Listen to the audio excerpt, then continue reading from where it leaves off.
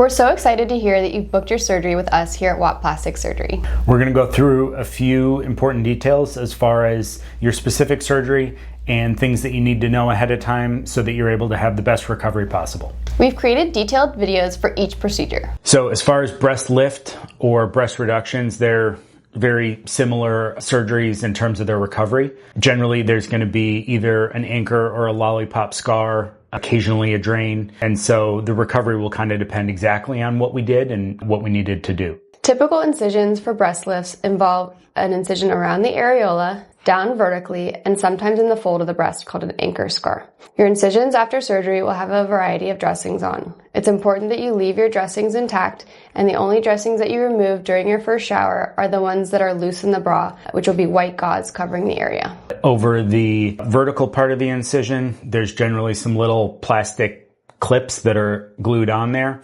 Those usually stay on for about a month. And around the areola and sometimes underneath, there's some steri strips, a kind of white tape that's on there. Those probably will also stay on for about a month.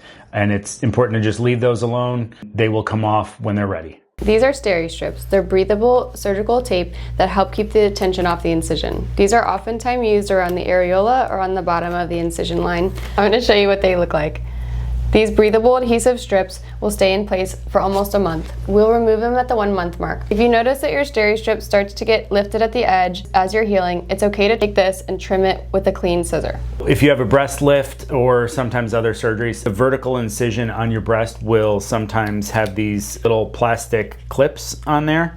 And the goal of them is to take the tension off the incision. And so you may see the skin kind of like bunched up a little bit underneath it, and that's exactly what it's supposed to do. You may see a little bit of bleeding or kind of dried blood underneath it. Again, that's totally fine. For the most part, these are going to stay on for 3 to 4 weeks, and if they do, and we see you back at your follow-up, great, we'll take them off. And if not, if 2 to 3 weeks they kind of start falling off in the shower, then that's totally fine. They've done a big portion of their job. They're nothing that's sutured on or anything like that. It's very easy to take off once we see you. We just kind of peel and they come off.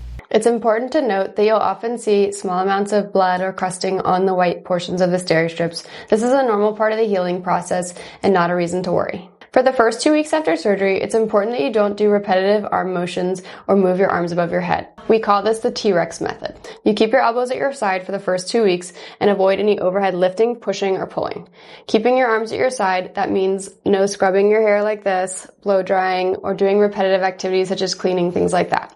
Making sure that you're keeping your arms at your side reminds you not to overdo it. So we've gone through all the things that you need to know for the specific surgery that you're having. Now, just a general list of things that you need to know, kind of regardless of what surgeries you're having or what surgeries you're thinking about having in the future. Never use a heating pad after surgery. We do not want you applying any heat to the area. That also goes for hair dryers and ice packs. Even though ice is not heat, it can still burn you and leave very not great looking scars.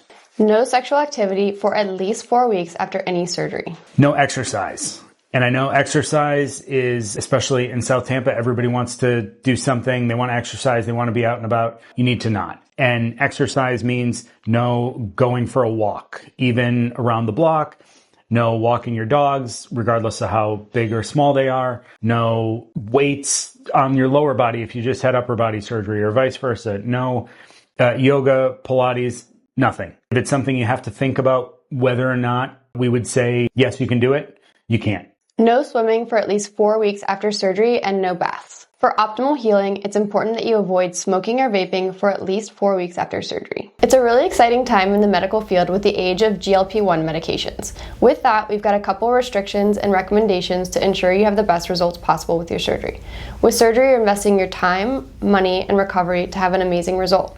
But if you continue to lose weight after surgery, you may have excess skin that recurs that you'll want to remove. We want your results to last, so maintaining a stable weight within 10 to 15 pounds is crucial to ensure a lasting result. If you're considering a tummy tuck or a breast reduction or breast lift, and you're considering losing more weight before you would want to have that surgery, you can have a consultation with one of the members of our team to talk about the GLP-1 medications and if those could possibly fit into your treatment process. The bottom line is just make sure that you lose whatever weight you want to lose before you have those surgeries.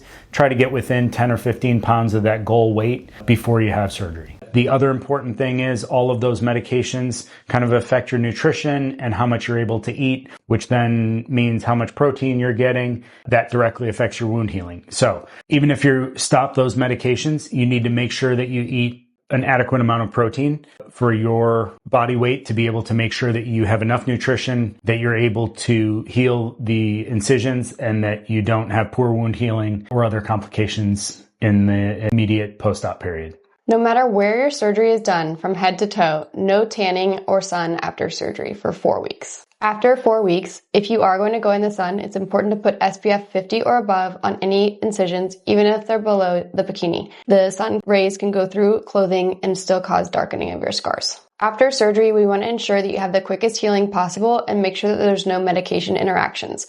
A lot of supplements can cause inadvertent bruising, bleeding, or interact with the medications we prescribed you. The only medications or supplements that you can take have been advised to at your pre-op appointment. The only vitamins that we recommend or allow are a multivitamin for 4 weeks after surgery. If you're having surgery, regardless of what surgery it is, you're going to have a coupon book that you go home with.